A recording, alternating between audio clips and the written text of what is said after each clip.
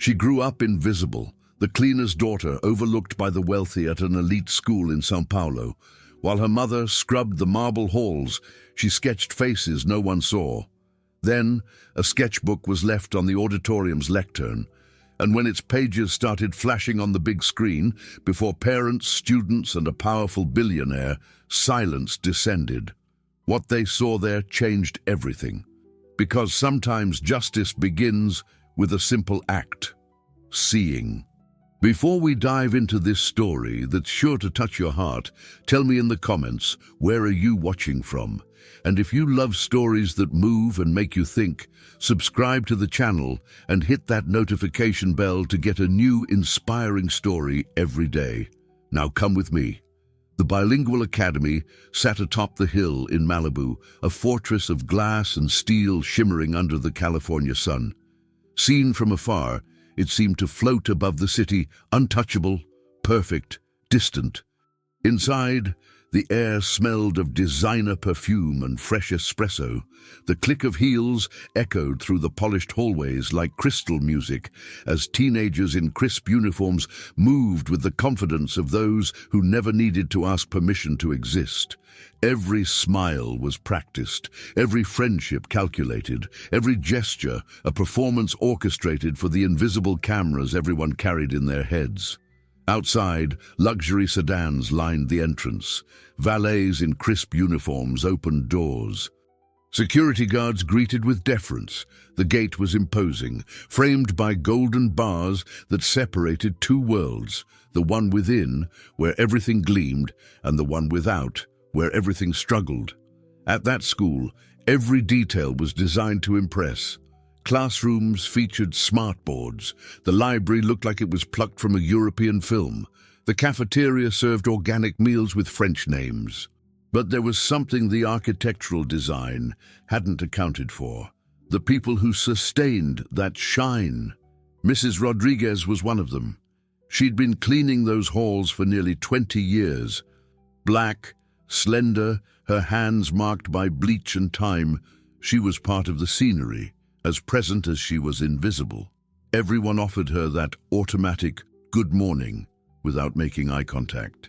She knew every corner of the school, every scuff on the floor, every secret whispered in the girls' restrooms. She knew who cried in private, who cheated on tests, who faked happiness. But no one knew anything about her. No one asked where she came from, how she was doing, if she had dreams. To them, Mrs. Rodriguez was just the woman in the apron who wiped and disappeared. Every Saturday morning, when the school was nearly empty, Mrs. Rodriguez brought her daughter. Sophia was 13, as slender as her mother, with large, observant eyes, the kind that seemed to hold too many questions. She'd wake up at 5 in the morning, take 2 buses and a subway with her mum, and spend the entire morning sitting in the central courtyard while Mrs. Rodriguez scrubbed the marble floors, cleaned restrooms, emptied trash cans. All the while, Sophia drew. She had a worn-out sketchbook with a crumpled cardboard cover and yellowed pages. Inside it, an entire universe, faces, hands, shadows, glances. She drew what no one saw. That Saturday morning, the sun streamed through the large courtyard windows, casting golden stripes on the freshly washed floor. Sophia sat on a plastic chair near the stairs, sketchbook on her lap, a graphite pencil between her fingers. She was drawing the cafeteria lady, Mrs. Chen, the one who always smiled even when tired, who hummed softly while frying snacks. Underneath the drawing, Sophia wrote, "She dreams of singing on a stage, but no one ever asked." That's when she heard footsteps. She looked up and saw a boy descending the stairs slowly, his backpack slung over one shoulder. He stared at the floor as if he wanted to disappear into it. He had messy brown hair, thin-framed glasses, and a stooped way of walking, like someone carrying an invisible weight on their shoulders. It was Ethan Vanderbilt, the son of billionaire Arthur Vanderbilt, owner of one of the country's largest real estate firms. His face appeared in magazines, in articles about young heirs, about the future of the American elite. But here, in this empty hallway, Ethan looked like just a lost kid. He was everything his classmates didn't expect from an heir: shy, stuttered, awkward. While his father gave TV interviews and lectured on leadership and social responsibility, his son suffered in silence in the school hallways. The others laughed at his stutter, mimicked him, recorded him, made cruel edits, spread it online, and no one did anything. When Ethan saw Sophia, he hesitated. She said nothing, just gave a slight nod. He returned the nod, shyly, almost imperceptibly, and headed towards the library. Sophia went back to her drawing, but something about that silent encounter stayed with her. She knew that look. It was the same look her mother had when she came home from work exhausted. The same look the security guard had when no one greeted him. The look of someone who exists but isn't seen. Minutes later, Sophia heard a strange noise coming from the locker hallway. A muffled sound like a suppressed sob. She tucked the sketchbook into her backpack and went to investigate. The hallway light was off, but she could make out Ethan's silhouette sitting on the floor, leaning against the cold wall, his face hidden between his arms. Next to him, his phone vibrated non-stop, illuminating his face with a cruel bluish light. Sophia approached slowly. She saw the screen. It was a video of him. His classmates had recorded Ethan stuttering during an oral presentation and edited it with malicious captions, ridiculous sound effects, and laughter in the background. The video already had over 300 shares. Sophia didn't ask anything. She didn't say, "Are you okay?" or "What happened?" She knew that sometimes questions like those hurt more. Instead, she went to the water fountain at the end of the hallway, filled a clear plastic cup with ice-cold water, and returned. She silently extended the cup to him. Ethan slowly lifted his face. His eyes were red, swollen. He looked at her, confused, but took the cup. He drank the water in small sips, as if returning to life. "No one speaks clearly when the world is too loud," Sophia said, her voice firm and low, but filled with a strange wisdom. Ethan stared at her, not quite understanding. But that simple, direct sentence cut through him like a blade of light piercing the darkness. Sophia sat down next to him, her back against the same cold wall. They stayed like that for a few minutes, in silence. It wasn't an uncomfortable silence. It was the silence of finally not being alone. "You draw?" Ethan asked, pointing to Sophia's backpack, from which the corner of the worn-out sketchbook protruded. "I draw people," she replied simply. "People no one sees." Ethan fell silent. Then, timidly, her voice still choked, she asked, Can I see?" Aline hesitated. That sketchbook was her secret world. But there was something in Caio's eyes that made her trust him. She opened her backpack, took out the sketchbook, and handed it to him. Caio held it carefully, as if it was something sacred. He began to flip through the pages slowly. The pages were filled with faces drawn in pencil, some colored with faded colored pencils. Each drawing had a small story written beneath it. He saw the face of Mrs. Regina, the lunch lady. He saw the security guard, Mr. Ottavio, reading poetry during his break. He saw Mrs. Yandira herself, kneeling, scrubbing the floor, her gaze distant and tired. Each page was a window into a world he had never stopped to see. It's beautiful," Caio murmured, and for the first time that morning, he didn't stutter. Aline took the sketchbook back and closed it carefully. "One day I'll show this to everyone," she said, staring straight ahead. "So they can see what I see. So they'll stop pretending we don't exist." Caio didn't quite understand what she meant. But something in those words stayed with him, planted like a seed deep in his chest. He wiped his eyes with the sleeve of his shirt, took a deep breath, and slowly stood up. He extended his hand to Aline. She took it, and he helped her to her feet. "Thank you," Caio said. "Really?" Aline just nodded, and the two went their separate ways down the hall. But something had changed. A silent alliance had been sealed, and neither of them knew yet how much that encounter would change everything. The following days brought something unexpected. Kaio started looking for Aline. Every Saturday, he'd show up at school before it was time, with the excuse that he needed to study or pick up something he'd forgotten in the library. But what he really wanted was to talk to her. That girl with the big eyes and sharp words had become the only person he could talk to without feeling judged, measured, weighed. Aline, for her part, was surprised. She wasn't used to being sought out.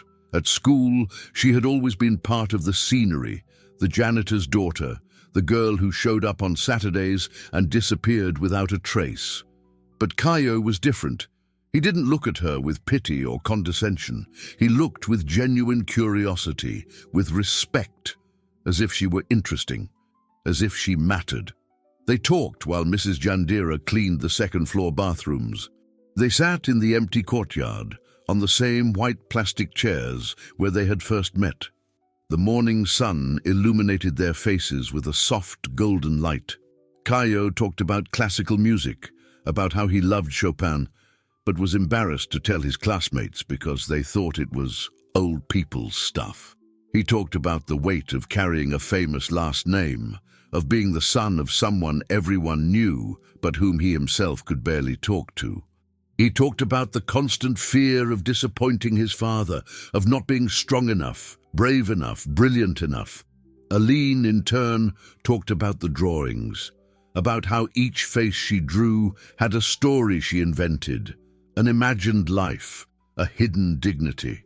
She talked about the sketchbook which she called The Invisibles, and about how she had started drawing it when she was only 9, after realizing that no one looked at her mother with attention.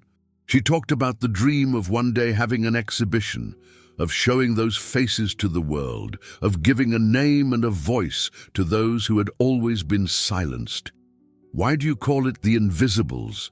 Kaio asked one morning, flipping through the pages with reverent care. Aline looked at the sketchbook in his hands and then at the horizon, where the city stretched beyond the school walls. "Because everyone here is invisible in some way," she answered slowly. "My mom, because no one looks at whoever cleans the floor. Mr. Ottavio, the security guard, because they only call him when there's a problem. Mrs. Regina, the lunch lady, because no one wants to know if she has dreams. And you're invisible in the middle of everyone, surrounded by people but completely alone." The sentence fell on Kaio like a heavy stone. It hurt. It hurt because it was the purest truth.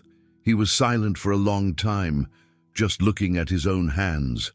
"My dad doesn't even know I'm being bullied," he finally said, his voice faltering, breaking mid-word.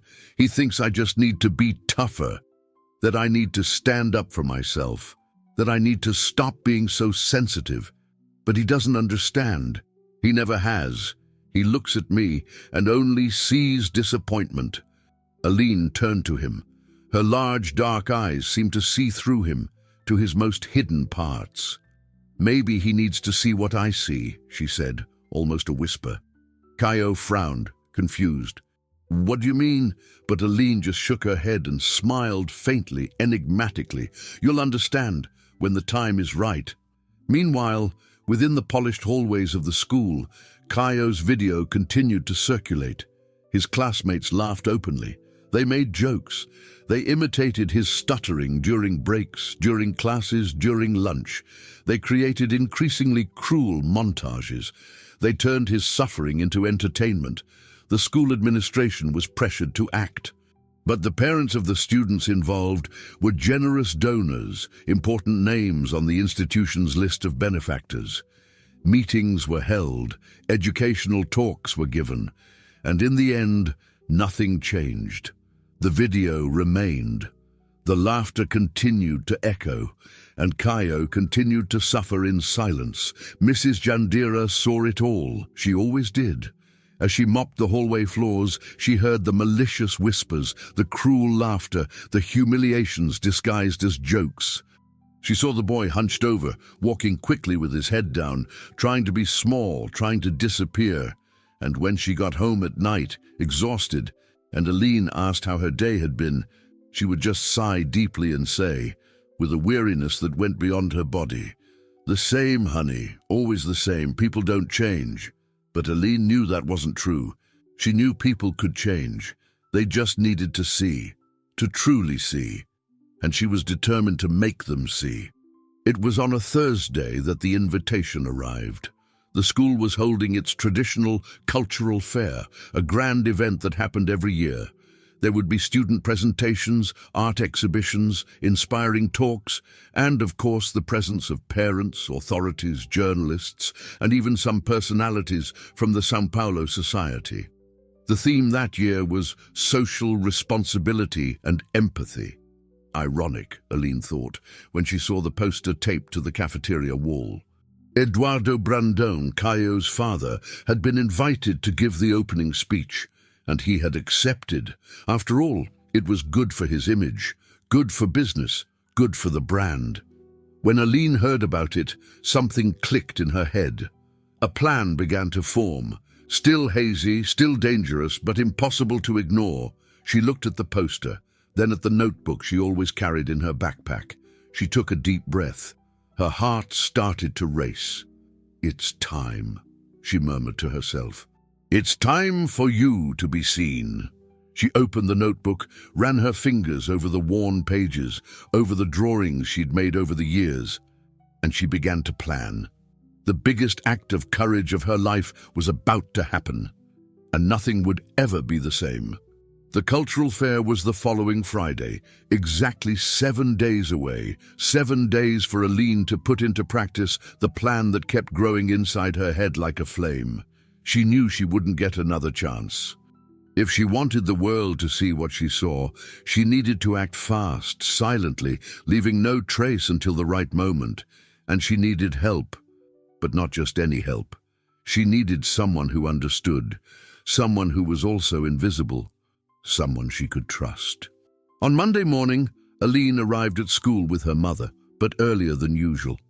Mrs. Jandira looked surprised, asked if everything was okay, but Aline just said she wanted to take advantage of the empty library to read.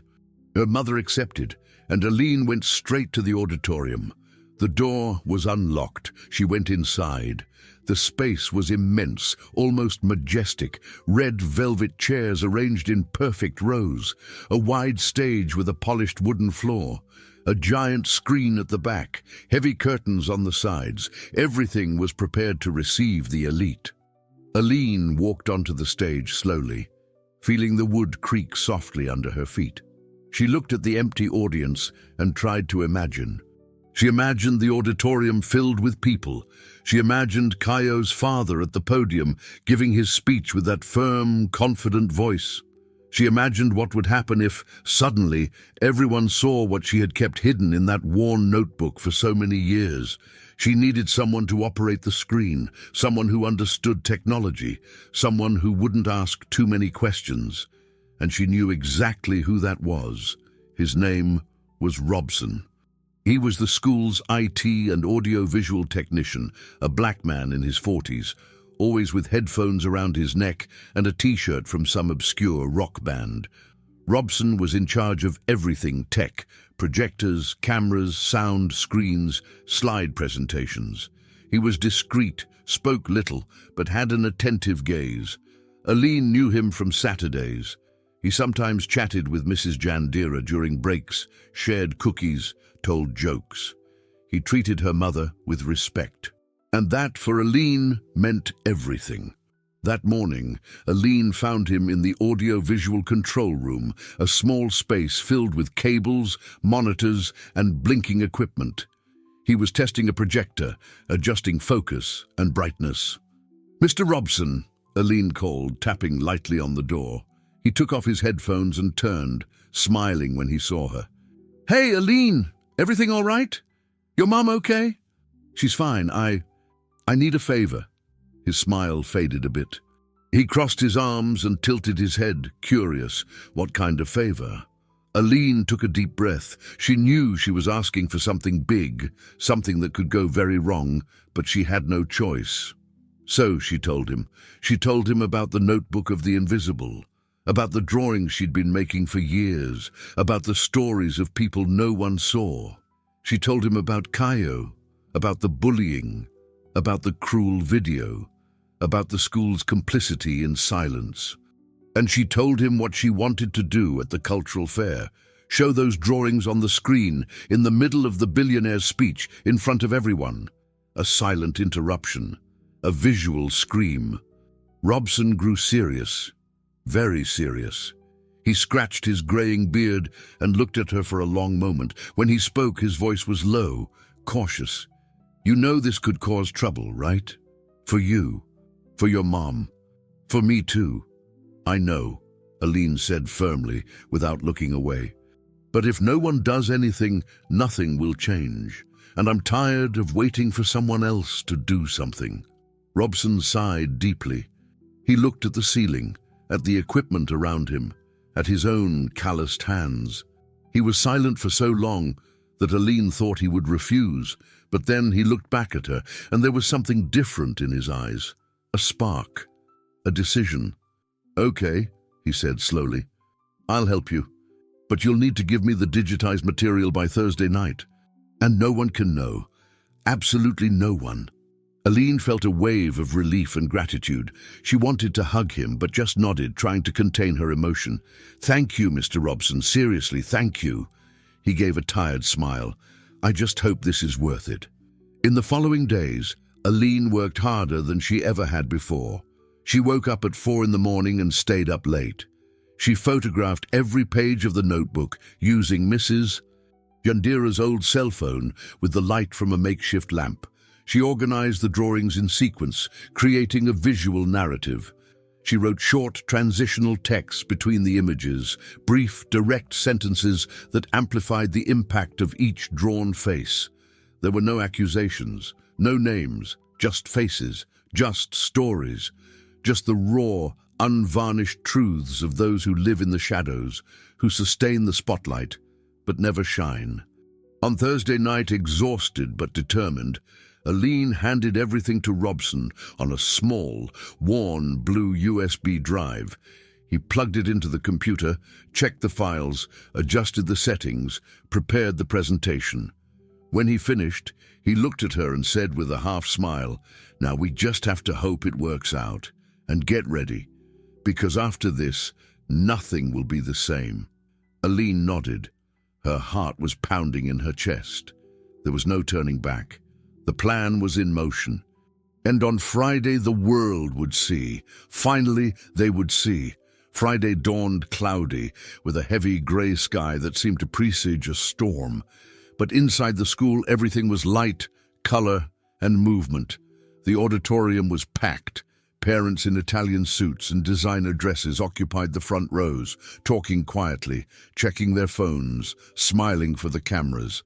Students filled the mezzanine, excited, taking selfies, making videos for social media. The local press was present. 2 photographers, a TV crew, a few reporters with notepads. Flashes popped, cameras blinked. The air smelled of expensive perfume and anticipation.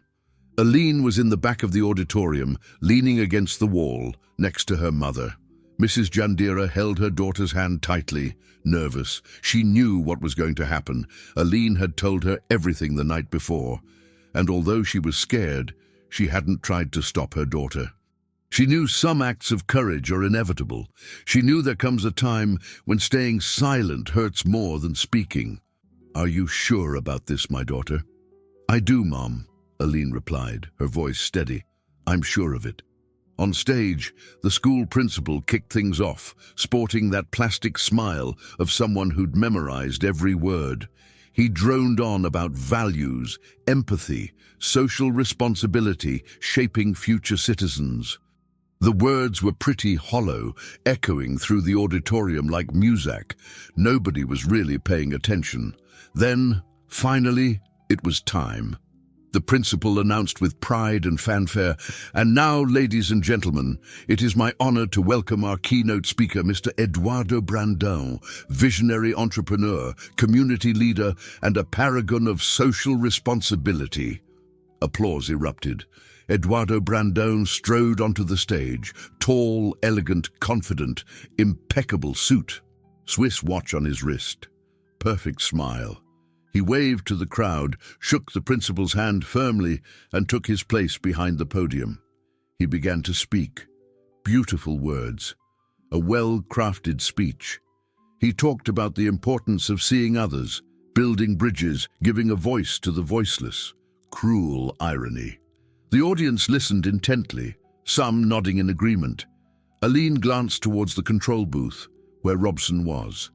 He saw her and gave a slight nod. He was ready. She took a deep breath. This was it. No turning back. Her heart pounding, she gave a subtle signal. Robson turned to the equipment. And then, mid-sentence, it happened. The big screen flickered. The slide with the school's corporate logo vanished abruptly. A second of black screen. Then a drawing appeared. Large, clear, powerful. The face of Donna Jandira, drawn in pencil with bold, dignified lines. She was kneeling, scrubbing the floor, but her gaze was direct, piercing, almost defiant.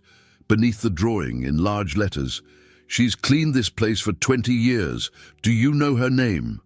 A murmur rippled through the audience like a wave. Heads turned. Eduardo Brandão stopped mid-sentence. He turned to the screen, bewildered. The principal shot up from his seat, alarmed, but before anyone could react, the image changed. Another drawing. The face of the security guard, Mr. Otavio. He was reading a book, glasses perched on his nose. The caption read, "He writes poetry on his breaks. Have you ever asked what he writes?" More murmurs, some whispers. The principal gestured frantically towards the control booth, but Robson had locked the door from the inside. Eduardo Brandão stepped down from the podium, pale, trying to grasp what was happening. Another drawing. Donna Regina, the cafeteria worker, smiling as she served food. The caption, "She dreams of singing on a stage. Have you ever heard her voice?" The silence was now almost absolute, only the sound of collective, heavy, tense breathing. All eyes were fixed on the screen. Some parents shifted uncomfortably in their seats. Some students were recording everything on their phones. Eduardo Brandão stood frozen center stage, his hands trembling slightly. And then the final image appeared, the most powerful, the face of Caio. Drawn with such care, such affection, such precision that it seemed to leap off the screen. He was looking straight ahead, his eyes filled with unshed tears. Beneath it, the final message, "Even those who have everything can be invisible." The impact was devastating. The silence was so profound, it seemed to suck the air from the auditorium. Eduardo Brandão, the man who always had everything under control, was paralyzed. His hands were visibly shaking now. He searched the mezzanine desperately for his son, and finally found him. Caio was sitting in the last row, tears streaming down his face, making no attempt to hide them. For the first time, he wasn't ashamed to cry in public. Because for the first time, someone had seen his pain, someone had named his suffering. The auditorium lights flicked on automatically, stark and revealing. Eduardo Brandão stood center stage, exposed, vulnerable, completely undone. The principal fumbled for the microphone, stammering apologies about technical difficulties, but no one was paying attention. All eyes were split between the screen, the billionaire on stage, and the crying boy in the mezzanine. Then, Eduardo did something no one expected, something no corporate script could ever predict. He dropped the microphone on the podium with a sharp thud that echoed through the hall. He stepped off the stage. He went up the side stairs towards the mezzanine, his steps quick, almost stumbling with urgency. The entire audience turned to watch him. Cameras followed, flashes popped, and when he reached Caio, the billionaire, the man who commanded empires and brokered millions, simply knelt in front of his son. "I'm sorry," he said, his voice broken, so low that barely anyone heard. "I'm sorry I didn't see." Then he embraced his son. There, in front of everyone. A long, tight, desperate hug. As if holding on to something he'd almost lost forever. Caio buried his face in his father's shoulder and sobbed, years of pain pouring out in waves. Eduardo cried too, shamelessly, not caring about the cameras, the reporters, the press, his reputation. In that moment, he was just a father who had finally seen his son. The entire auditorium was silent. Some parents discreetly wiped their eyes. Some students were visibly moved. The TV reporter had tears streaming down her face as she filmed, and Aline, in the back of the auditorium, next to her mother, felt her legs tremble.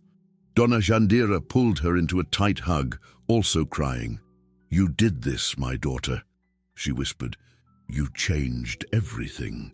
When Eduardo finally pulled away from his son, he wiped his eyes with the back of his hand and returned to the stage. But he didn't go to the podium. He stood center stage, disarmed, human. He picked up the microphone with still trembling hands and looked at the audience. "I don't know who did this," he said, his voice hoarse from crying. "But thank you. Thank you for making me see what I refused to see." He scanned the auditorium, as if he could find the author of that act of courage. Then his eyes found Aline. She was standing beside her mother, still leaning against the back wall. There was something in her gaze, something unwavering, something that wouldn't bend. He knew immediately. "Who are you?" he asked, pointing directly at her. The entire auditorium turned, hundreds of eyes fixed on Aline. She felt the weight of all those stares. She felt fear rise in her throat. But then she felt her mother's hand grip hers tightly, and she took a step forward. "My name is Aline," she said, her voice trembling but firm. "I'm Donna Jandira's daughter." She'd been cleaning this school for 20 years. Eduardo Brandão stepped off the stage for the second time. He walked down the center aisle between the rows of chairs as everyone parted. When he reached Aline and Mrs. Jandira, he stopped. He looked first at her mother with genuine respect and extended his hand.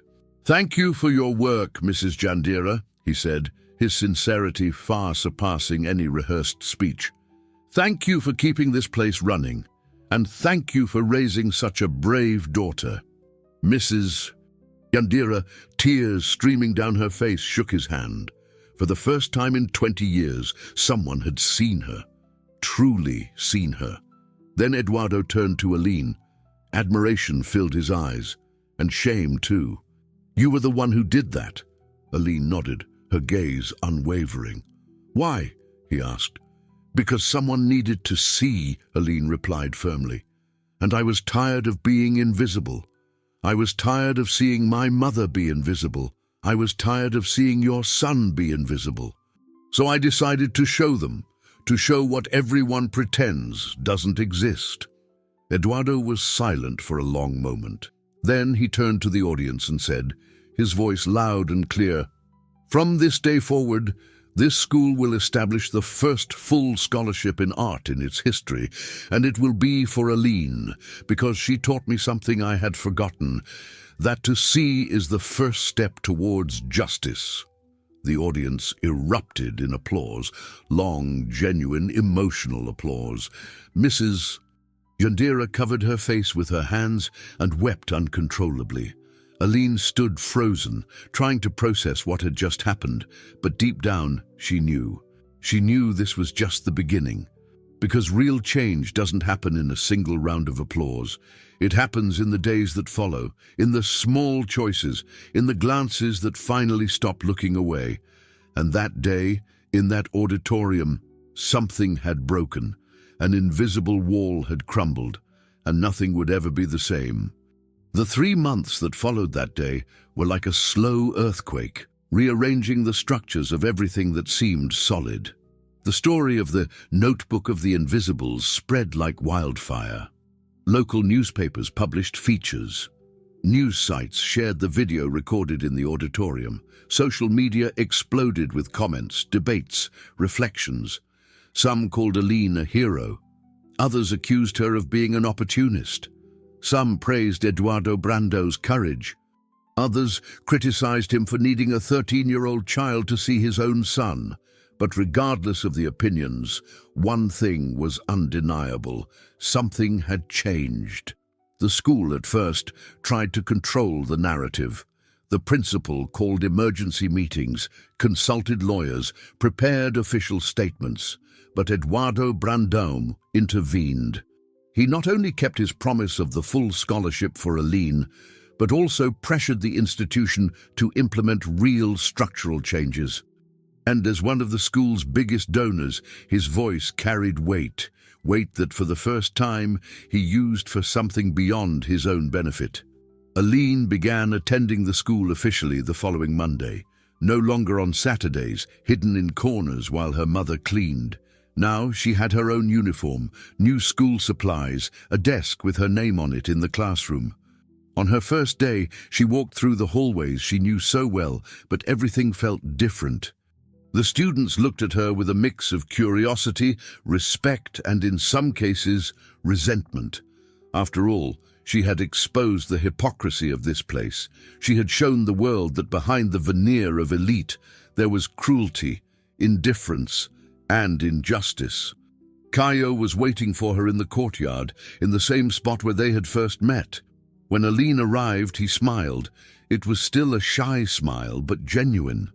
She sat down next to him, and they stayed like that for a few minutes, just watching the school's activity. Other students passed by, some waved, others averted their gaze. "How are you doing?" Aline asked. "Different," Caio replied thoughtfully. "My dad, he's changed. Not completely, but he's trying. He's had dinner with me 3 times this week, asked about my music, about how I'm feeling. It's strange, but it's good." Aline smiled. "And the bullying?" Caio hesitated.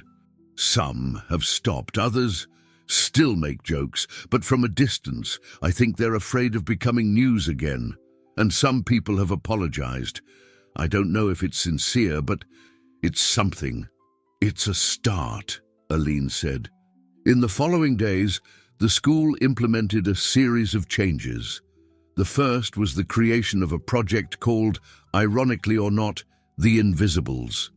Aline was invited to lead it with the support of 2 art and history teachers. The project consisted of workshops where students were encouraged to learn the stories of the school's employees, to interview, draw, write, document, to transform anonymous faces into people with names, dreams, pasts, futures. At first, participation was timid, but little by little, something began to change. Students who had never paid attention to the cafeteria lady discovered that Mrs. Regina sang in a church choir. They discovered that Mr. Otavio, the security guard, had published 2 independent poetry books. They discovered that Mrs. Jandira had raised her daughter alone, working 3 jobs so she could study. The school's walls, once white and cold, began to be covered with murals. Enormous faces, painted with vibrant acrylics, looked back at those who passed. Each face had a plaque underneath with the person's name, a quote they had shared, a dream they had expressed. The main hallway became a living gallery. And for the first time, the school's employees were not invisible.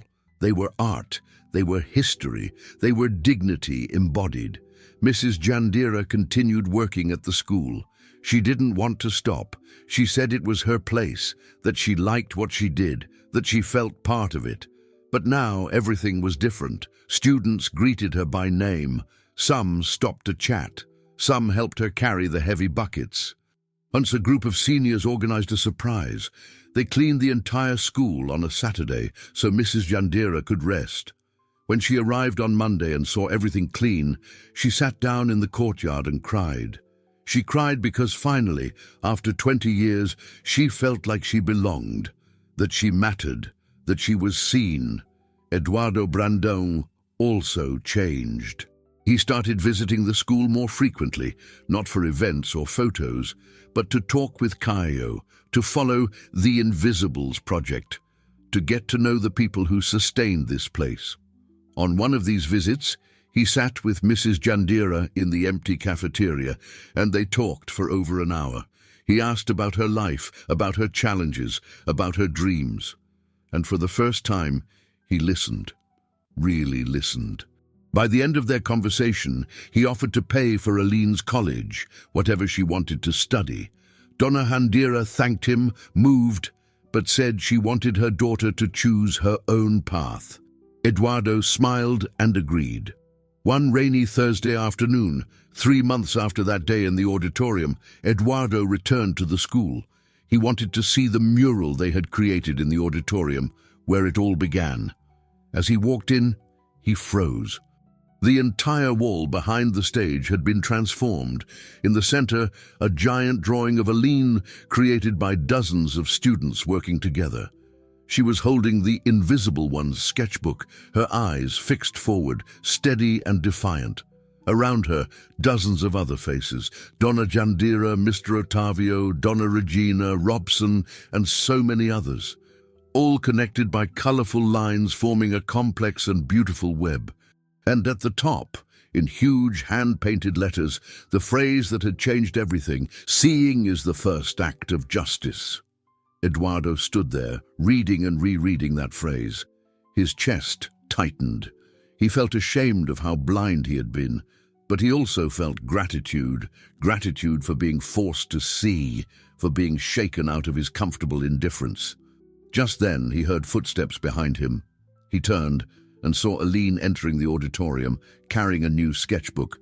This one was larger, with a blue hardcover, and had the title written in hand on the front: The Invisible Ones, Volume 2. "Are you going to continue?" Eduardo asked, pointing to the sketchbook. Aline looked at him and smiled. It was a quiet, determined smile. "Always. The world is full of invisible people, and as long as there are, I'll keep drawing, keep showing, keep making people see." Eduardo nodded, moved. Then, on an impulse, he extended his hand to her. "If you ever want to show these drawings to the whole world, beyond this school, look me up. I have connections, resources, and now I have the will to do the right thing." Aline shook his hand firmly. "I'll remember that." When Eduardo left, Aline remained alone in the empty auditorium. She looked at the mural, at the velvet seats, at the stage where everything had changed. She took a deep breath. She opened the new sketchbook to the first blank page, picked up her graphite pencil, and began to draw the next face, the next story, the next truth, because she had learned something fundamental through it all. The world only changes when someone has the courage to show what others pretend not to see, and she wasn't going to stop. Never stopping. As long as there was someone invisible, she would be there, with her sketchbook, her pencil, and her stubborn courage, transforming the forgotten into the unforgettable. 6 months after that day in the auditorium, the school was unrecognizable. Not just physically, with its colorful murals and walls filled with stories, but in its essence. Something in the air had changed. The way people greeted each other, the way they looked at each other, the way they occupied that space. There were still problems, of course. There was still prejudice, arrogance, inequality. But there was also something new: awareness. And awareness, however small, is a seed that can't be uprooted once planted. The Invisible Ones project had grown beyond all expectations. What started as small workshops had become a permanent school initiative. Every semester, high school students were required to participate in a module called Stories That Sustain, where they spent an entire week working side by side with the school staff, cleaning, cooking, security, maintenance. And at the end of the week, each student had to present the life story of the person they worked with: drawing, writing, video, music, any format.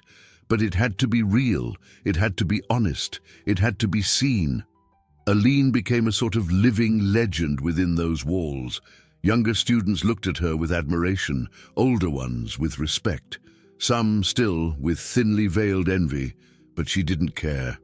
She was still the same girl with big eyes and a worn-out sketchbook, only now she had a voice, she had a platform, she had power, and she used that power to amplify other voices, other faces, other stories. Every week, she published a new drawing on the school's mural, and every week, someone who was once invisible became impossible to ignore.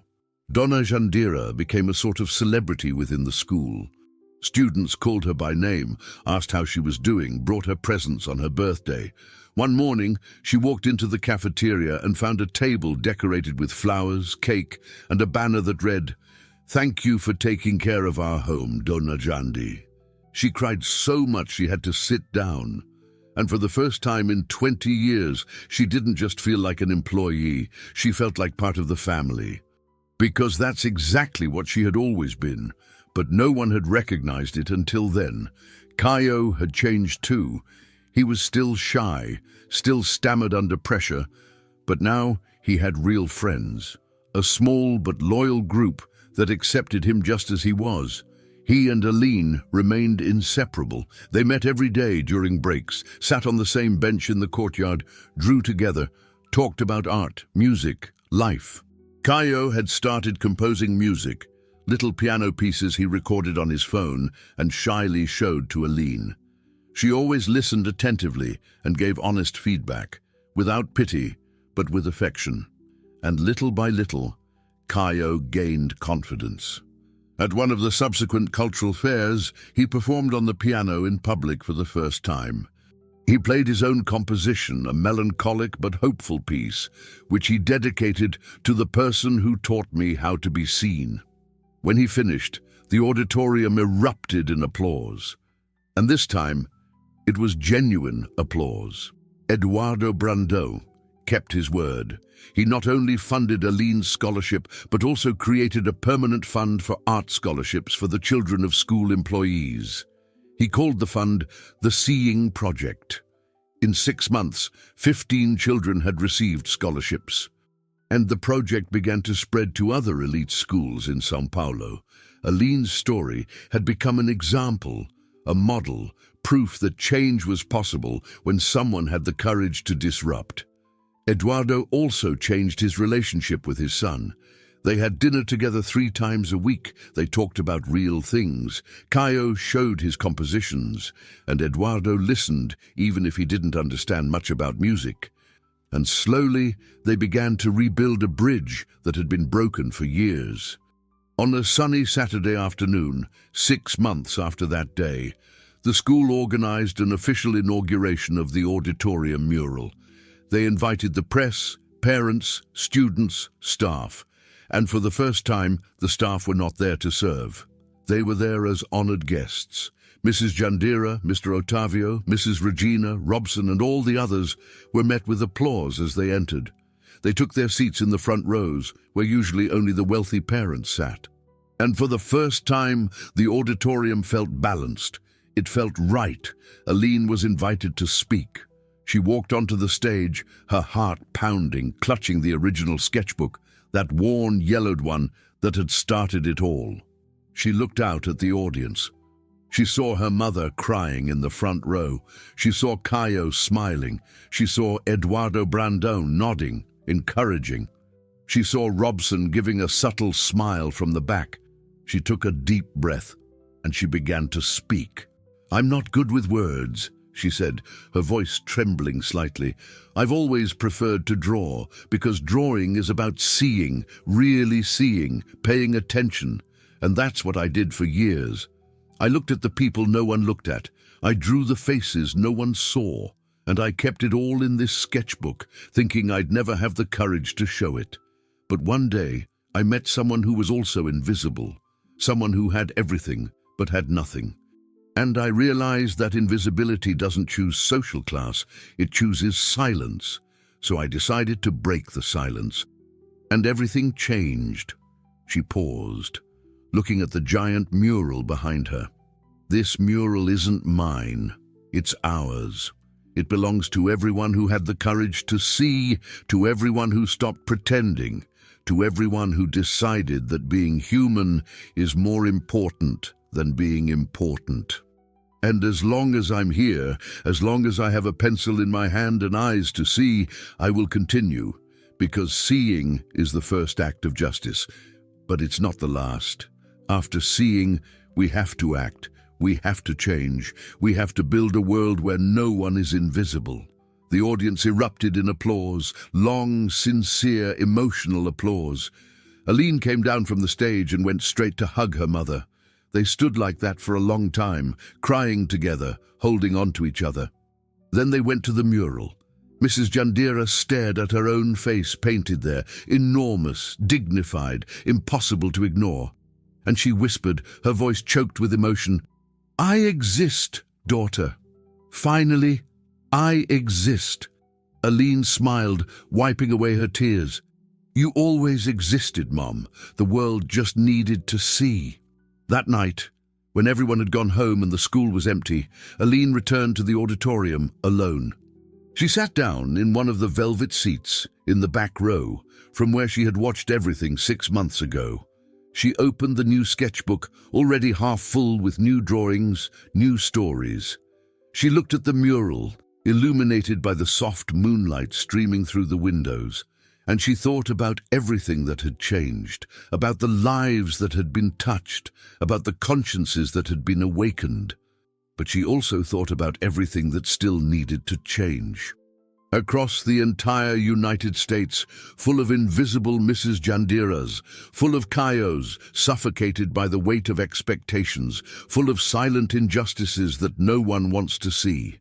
She picked up her graphite pencil, opened a blank page, and began to draw a new face, a new story, a new truth, because the work was never finished.